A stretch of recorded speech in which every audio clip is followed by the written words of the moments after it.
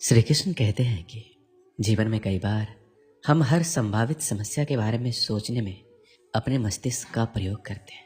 दरअसल हमारा मस्तिष्क समस्याओं के बारे में सोचने के लिए नहीं बना है, उन्हें तो समाधान सोचने के लिए बनाया गया है। समाधान के बारे में सोचने के बाद हमारे मस्तिष्क का प्रयोग यह सोचने में होना चाहिए किस तरह इन सपनों को साकार किया जाए। डर को अपना गला ना दबाने दें, अपने डर को बाहर निकालें, इसे नष्ट करें, इसे तोड़ें, अपने से दूर करें, छोड़ें और इसे जाने दें। डर की आंखों में आंखें डालकर देखें, इसे चुनौती दें और ये दूर चला जाएगा। डर और चिंता का इलाज कर्म है। डर कर्म को सहन नहीं कर सकता। अपने सपनों का पीछा करें, चिंता ना करें, खुश रहें। डर बाधाएं देखता है, आस्था अवसर देखती है। डर समस्या देखता है, आस्था संभावनाएं देखती है।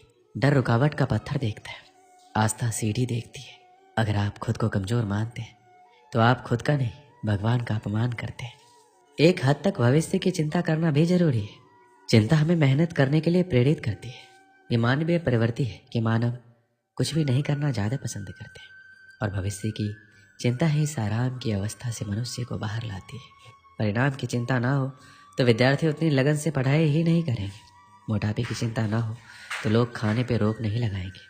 और भी बहुत से उदाहरण हैं, लेकिन इन दोनों में यह समझ आ जाता है कि भविष्य की थोड़ी चिंता जरूरी है। अगर आप ज़रूरत से ज़्यादा परेशानी मोल ले रहे हैं तो बेशक भविष्य की यह अतिरिक्त चिंता आपके लिए चिंता का विषय है। इससे बचने का सबसे आसान तरीका है आज का काम पूरी ईमानदारी से करें। विषय, मुद्दा या बात कुछ भी हो, बस ये देखिए आज आपके पास जो कुछ भी काम था करने को, उसके साथ आपने न्याय किया या नहीं। किसी भी चीज़ के बारे में अनावश्यक चिंता करते रहना उस परेशानी को बढ़ाएगा, उसका हल कभी नहीं देगा। आज का पर्याप्त परिश्रम ही भविष्य की अनावश्यक चिंता से दूर रखेगा। अपने दिमाग को शांत रखिए और जब भी आप किसी के बारे में अधिक सोच रहे हो तो समझ जाना आप अपनी मुश्किलें बढ़ाने जा रहे हो। श्री कृष्ण कहते हैं हम सभी को योजना बनानी होगी, अन्यथा हम अपने आप को उसी तरह से जाने देंगे जैसे हमारा वातावरण हमें चलाता है, ना कि जिस तरह हम अपने जीवन को जीना चाहते हैं। योजना हमें कल के लिए तत्पर रहने का एक कारण देती है। यह हमें लक्ष्य के लिए काम करने का एक कारण और दिशा देता है। योजना के बिना हम अपने रिश्तों, अपने पैसे, हमारे वित्त, कौशल आदि को भाग्य की दया पर छोड़ देंगे। यह एक प्रकार का जुआ होगा। इससे हमें निराशा और पछतावा हो सकता है। हालांकि भविष्य के बारे में बहुत अधिक चिंता करना आपको व्याकुल कर सकता है। चिंता एक ऐसी बीमारी है जो आपकी मन की सभी खुशियों को खा जाती है। कुछ लोग ऐसे होते हैं जो बहुत ही ज़्यादा चिंता करते हैं, इसी वजह से वह कभी खुश नहीं रह पाते। उन्हें किसी भी बात से खुशी नहीं मिलती। वह सिर्फ एक ही बात को लेकर चिंता में डूबे हुए रहते हैं, लगातार उसी बात के बारे में सोचते रहते हैं और चिंता करते रहते हैं। ऐसे लोग हमेशा मायूसी और दुख के घेरे से घिरे हुए रहते हैं। चाहे कोई खुशी का मौका हो या कोई भी त्यौहार, उन्हें कोई फ़र्क नहीं पड़ता।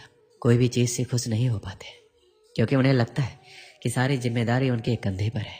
लेकिन ये सच नहीं है। कई बार आपके चिंता में रहने से बनता हुआ काम भी बिगड़ जाता है। परिवार में अगर एक इंसान चिंता में रहता है तो सभी परिवार के लोगों को भुगतना पड़ता है और वही माहौल पूरे परिवार में छा जाता है और परिवार में कोई भी खुश नहीं रह पाता। उन लोगों की ऐसी आदत बन जाती है कि वो छोटी छोटी बातों में भी परेशानी में आ जाते हैं और ऐसे लोगों में चिड़चिड़ापन, गुस्सा, रात भर नींद नहीं आना, ऐसी बीमारियां हो जाती हैं। श्री कृष्ण कहते हैं आपको क्या पता हमारी ज़िंदगी के बारे में, लेकिन ज़िंदगी कैसी भी हो, आप खुद परेशानियों का समाधान नहीं निकाल पाते तो इसका मतलब आप खुद परेशान हैं। ऐसी कोई भी चिंता नहीं है जिसे करने से आपको सुख मिल जाएगा या आपके परिवार में या मन में शांति आ जाएगी। चिंता एक ऐसे जहर के समान है जो आपका कल तो कभी भी अच्छा नहीं बना सकती और साथ ही आप ऐसी बीमारियों से ग्रसित हो जाओगे जिससे आपको भी अपने भविष्य में परेशान रहना पड़ेगा। चिंता और परेशानी को लेकर भागवत गीता में भगवान श्री कृष्ण कहते हैं मन का बेचैन होना उसका स्वभाव है। हमारे मन को लगता है कि अगर वह अलग अलग बातों के बारे में सोचता रहेगा तो हमें आने वाली हर मुश्किल और मुसीबत से बचा लेगा, पर ऐसा होता नहीं है। हम अपने जीवन का काफ़ी अधिक समय सोच विचार करके परेशान होने में निकाल देते हैं। भगवान श्री कृष्ण कहते हैं मन का ये स्वभाव बदलना मुश्किल जरूर है, असंभव नहीं।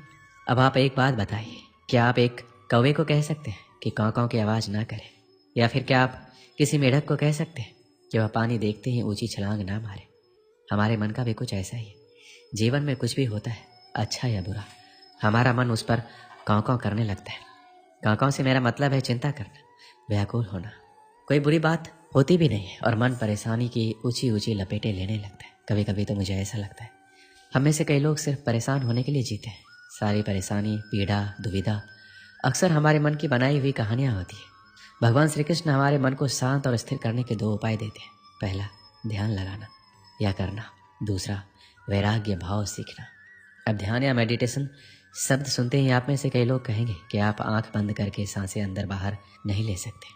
ये हम सब गलती कर बैठते हैं। मेडिटेशन या ध्यान का मतलब सिर्फ आंख बंद कर बैठना नहीं होता।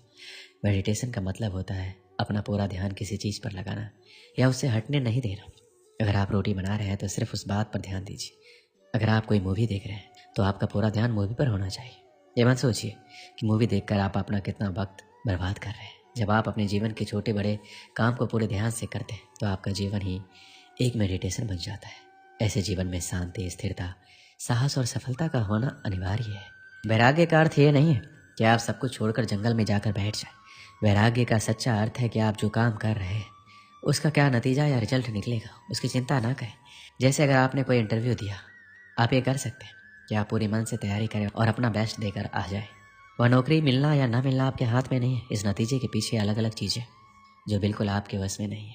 तो जिस चीज़ के बारे में आप कुछ नहीं कर सकते उसके बारे में चिंता भी ना करें।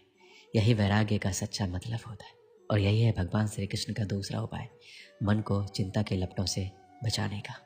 याद रखिए, आप पूरे के पूरे इंसान हैं, समझदारी, संयम और कुशलता से भरे इंसान।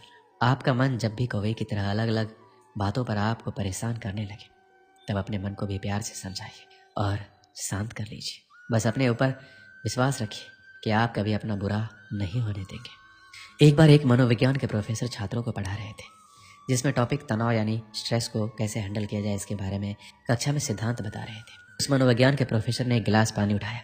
सभी छात्र ये सोचने लगे हमसे आधा गिलास खाली या आधा गिलास भरा के बारे में सवाल किया जाएगा। लेकिन मनोविज्ञान के प्रोफेसर ने ये सवाल नहीं किया। उसने किया, मैं कितना भारी पानी का गिलास पकड़ रहा हूँ। सभी छात्रों ने अलग अलग जवाब दिए। किसी ने बोला 500 ml, किसी ने बोला 200 ml। सभी के अलग अलग जवाब थे। मनोविज्ञान के प्रोफेसर ने उत्तर दिया, मेरे दृष्टिकोण से इस गिलास का पूर्ण भार से कोई मायने नहीं रखता।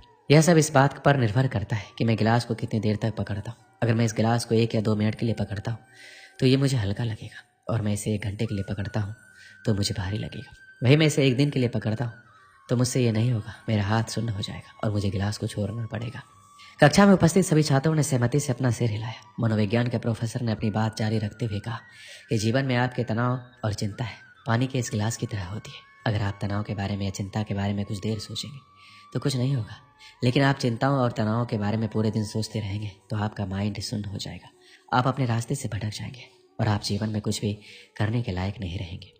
इस कहानी से हमें ये प्रेरणा मिलती है कि तनाव के बारे में और चिंता के बारे में ज़्यादा नहीं सोचना है हमें, यानी कि अपने जीवन में तनाव और चिंता से दूर रहना है। अगर जीवन में कुछ परेशानी है तो कुछ समय के लिए तनाव में रहें, बाकी जीवन में मस्त रहें, नहीं तो आपका माइंड सुन्न हो जाएगा और आप कुछ भी करने के लिए असमर्थ रहेंगे। दोस्तों, इस वीडियो में बस इतना ही। मिलते हैं अगली वीडियो में। अपना ख्याल रखिएगा। जय श्री कृष्ण।